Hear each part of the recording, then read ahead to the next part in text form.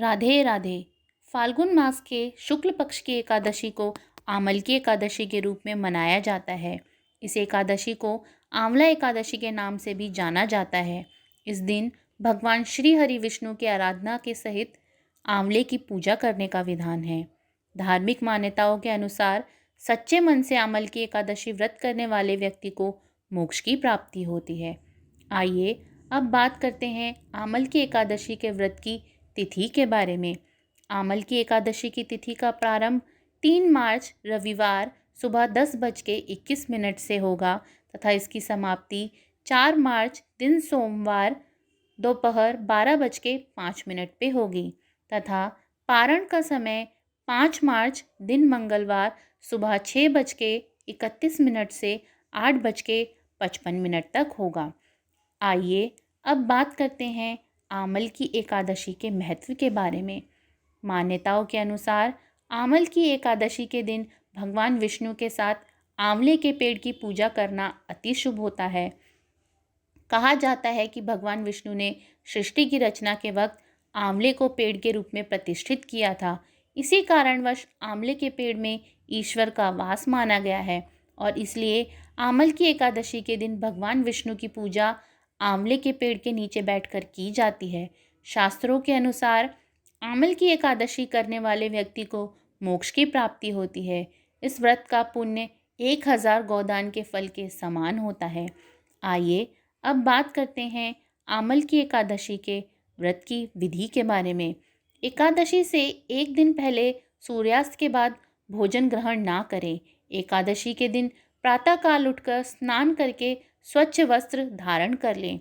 इसके पश्चात भगवान विष्णु का ध्यान करते हुए व्रत का संकल्प लें। इसके बाद भगवान विष्णु की पूजा करें और उनके सामने घी का दीपक जलाएं। तत्पश्चात भगवान विष्णु को आंवला प्रसाद के स्वरूप अर्पित करें। पूजा हो जाने के बाद आंवले के वृक्ष के नीचे नवरत्न युक्त कलश स्थापित करें। धूप, दीप, रोली, चंदन आदि से आंवले के वृक्ष की पूजा करें। पूजा के बाद ब्राह्मण एवं जरूरतमंद लोगों को भोजन कराएं।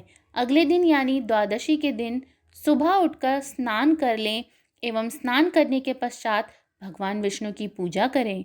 इसके बाद शुभ मुहूर्त पर पारण कर लें। यदि संभव हो तो इस दिन गरीबों में दान ज़रूर करें क्योंकि इससे अत्यंत पुण्य की प्राप्ति होती है। आइए अब सुनते हैं आमल की एकादशी की व्रत की कथा। प्राचीन काल में चित्रसेन नामक एक राजा रहता था। वह बहुत ही धार्मिक और सत्यप्रिय था। उसके समस्त राज्य में एकादशी के व्रत का बहुत महत्व था। राजा सहित सारी प्रजा एकादशी के व्रत को बड़े ही श्रद्धा भाव और विधि विधान से किया करती थी। राजा बड़े ही निष्ठा से आमल की एकादशी का व्रत किया करता था। एक समय राजा शिकार करते करते जंगल में बहुत दूर चला गया। उसी समय कुछ डाकुओं ने राजा को चारों ओर से घेर कर अपने अस्त्र शस्त्र से प्रहार करने लगे। परंतु जब भी डाकू अपने शस्त्र से राजा पर प्रहार करते वह शस्त्र ईश्वर की कृपा से पुष्प में बदल जाते। अधिक डाकुओं की संख्या होने के कारण राजा बेहोश होकर गिर पड़ा। उसी वक्त राजा के शरीर से एक दिव्य शक्ति प्रकट हुई और उसने सारे डाकुओं को मार गिराया, जिसके बाद वह अदृश्य हो गई। राजा को जब होश आया तो उसने चारों ओर मरे हुए डाकुओं को पाया। यह देखकर वह अत्यंत आश्चर्यचकित हो गया। राजा के मन में यह विचार आया कि इन डाकुओं को किसने मारा। तभी आकाशवाणी हुई कि हे राजन, तुम्हारे आमल की एकादशी व्रत करने के प्रभाव से इन दुष्टों का नाश हुआ है। तुम्हारे शरीर से उत्पन्न आमल की एकादशी की वैष्णवी शक्ति ने इन दुष्टों का वध किया है। इनका वध कर वह पुनः तुम्हारे शरीर में प्रवेश कर गई। यह सुनकर राजा को अत्यंत प्रसन्नता हुई एवं एकादशी के व्रत के प्रति उसकी श्रद्धा और भी बढ़ गई।